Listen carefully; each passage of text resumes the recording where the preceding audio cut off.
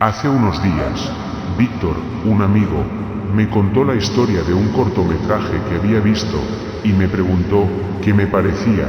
Como el resto de la humanidad no se conformaba con disfrutar de lo visto, además quería una explicación, digamos, en este caso, de tipo psicológico, mejor expresado, a nivel de psicoterapia. El corto se titula El Heno, es candidato a los premios Goya. Y, antes de ver este vídeo, es aconsejable ver primero el cortometraje, ya que en esta reflexión, de alguna forma, se destripa el final del cortometraje. En El Heno nos encontramos con el fenómeno de las posesiones y los trances. Tantas veces protagonistas en la historia del cine, ¿quién no recuerda al padre Damien Cares, tratando de expulsar un espíritu demoníaco del cuerpo del adolescente Eragen? Claro, no lo recuerda la gente joven. En fin, continúo, aunque, si nombro a El Exorcista, quizás la cosa cambie. Voy a tratar de dar respuesta a la inquietud de Víctor, dejando claro que, quizás el fenómeno que aparece en pantalla no tenga explicación, o la interpretación consista simplemente en que existen espíritus libres y burlones. Lo que sigue es solo una propuesta de explicación, o puede ser solamente una simple divagación. Comenzamos con William James, el gran psicólogo norteamericano, que a principios del siglo XX, tomando el trabajo del Dr. Edwin Diller Starby, 1866 a 1947, estudió la conversión religiosa súbita, el llamado Renacimiento. Conversión o renacimiento que, como en San Pablo, en medio de una gran excitación emocional, da paso a una vida nueva, dejando en el pasado la vida anterior. Para William James, este fenómeno, el de la conversión repentina, el de la aparición abrupta, de repente, de una nueva personalidad, se explicaba por la existencia de propósitos y objetivos que se encuentran fuera de la conciencia, y a la vez, asociados a ideas y pensamientos con un interés específico. Cuando un grupo de ideas y propósitos, antes inconsciente, fuera de la conciencia, toma el mando de nuestra persona, entonces se produce la conversión, el llamado renacimiento. Pero no solo William James teorizó sobre la existencia de partes ocultas y fuera de la conciencia, con intereses propios.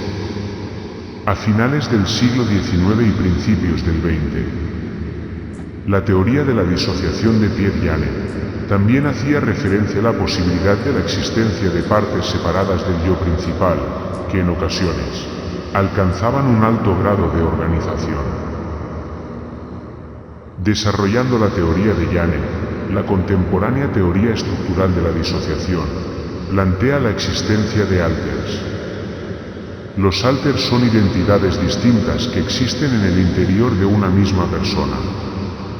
Cada alter puede tener su propio conjunto de pensamientos, emociones, recuerdos y características individuales, siendo la disociación la desconexión o separación entre estos diferentes alters.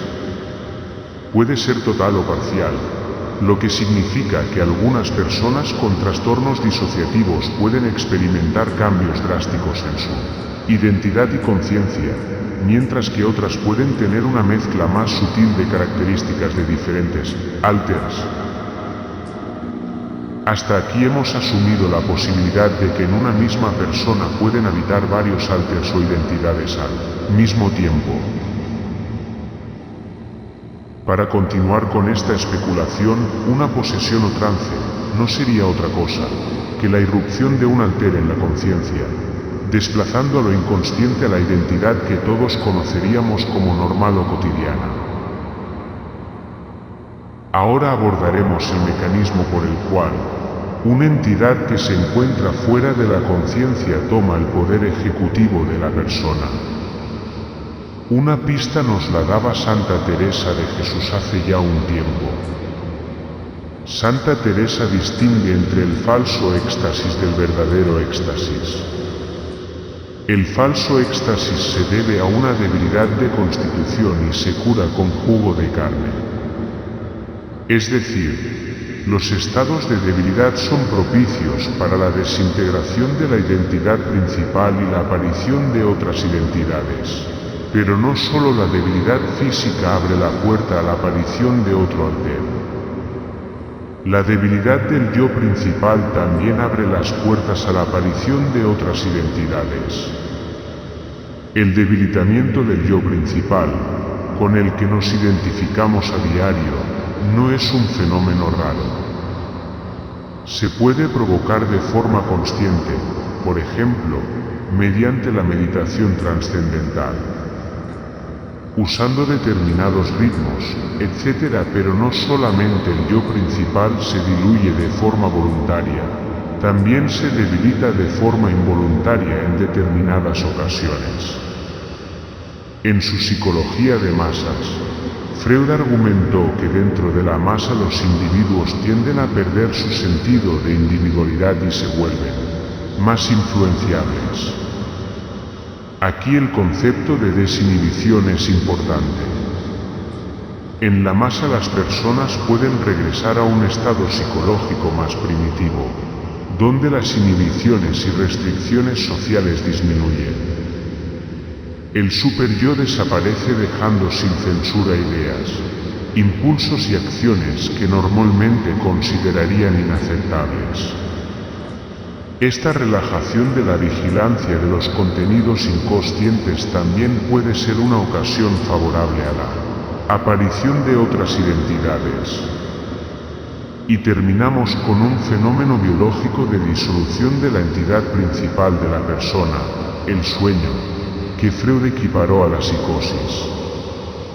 Tanto en los sueños como en la psicosis, partes del inconsciente se vuelven más activas y accesibles. Pensamientos que normalmente están reprimidos pueden dominar la mente de la persona. Hasta aquí hemos hablado de los alter, o entidades periféricas a la conciencia, y de las posibles vías que pueden seguir para tomar el control de la persona. Ahora es el momento para especular sobre los exorcismos, es decir, la extracción de la presencia ajena o que se cree ajena de la persona poseída. No puede faltar la figura del exorcista que en cada cultura adopta una apariencia diferente. Puede vestir con plumas, con sotana o bata blanca. La persona poseída se coloca en una posición infantil y pone al exorcista en el lugar omnipotente de los gigantes, de los padres. Una vez reconocida la figura del exorcista como el experto idóneo para la labor, toma protagonismo el ritual, la palabra, el campo de lo simbólico. Uno de los tratados médicos más antiguos del mundo es el Papiro Ibers, de unos 3.500 años de antigüedad. En la introducción de este, se explica que cada fórmula mágica debe de estar acompañada del medicamento adecuado para cada enfermedad. Con el paso del tiempo, la toma real del medicamento fue sustituida por la ingesta de un papiro con la fórmula escrita del medicamento, para finalmente bastar para la curación, con que el médico o mago recitara la fórmula del medicamento. Basta con un ritual, con sugerir con palabras un resultado y el final esperado acaba cumpliéndose. Es obligación de la infancia obedecer a los padres. Hemos llegado al final del exorcismo. La identidad periférica vuelve al lugar de donde vino.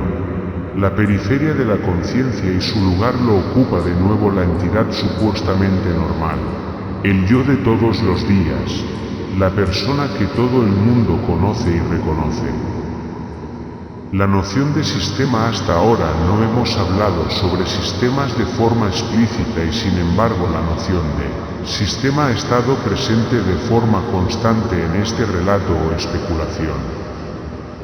El conjunto de entidades que habitan una persona forman un sistema y forman parte de otros sistemas, familia, grupos de amigos, compañeros de trabajo, etc. Si tomamos la definición de familia de Selvini, paradoja y contraparadoja, la familia es un sistema autocorrectivo, autogobernado por reglas. Gracias a la teoría general de sistemas sabemos que los sistemas se caracterizan por la tendencia a la homeostasis y a la capacidad de transformación, es decir, tiene gran capacidad de cambio con el objeto de mantener el equilibrio interno, la homeostasis. En el contexto de los sistemas familiares, se refiere a la tendencia de la familia a mantener una estabilidad en sus patrones de funcionamiento a pesar de los cambios o desafíos que puedan surgir. En un sistema familiar el paciente designado, el portador de los síntomas, desempeñaría un papel importante en el mantenimiento de los patrones de funcionamiento del sistema, al ser el portador visible de los síntomas o problemas que están afectando a la familia en su conjunto. En este caso el paciente designado sería la persona poseída. Los miembros de la familia pueden adaptarse a estos síntomas de diversas maneras como ajustando sus roles, comunicándose de cierta manera o evitando ciertos temas. Estas adaptaciones, aunque puedan no ser ideales, ayudan a mantener un equilibrio relativo en la familia. Por ejemplo, se habla de los problemas del hijo o de la hija para no hablar de los problemas de la pareja.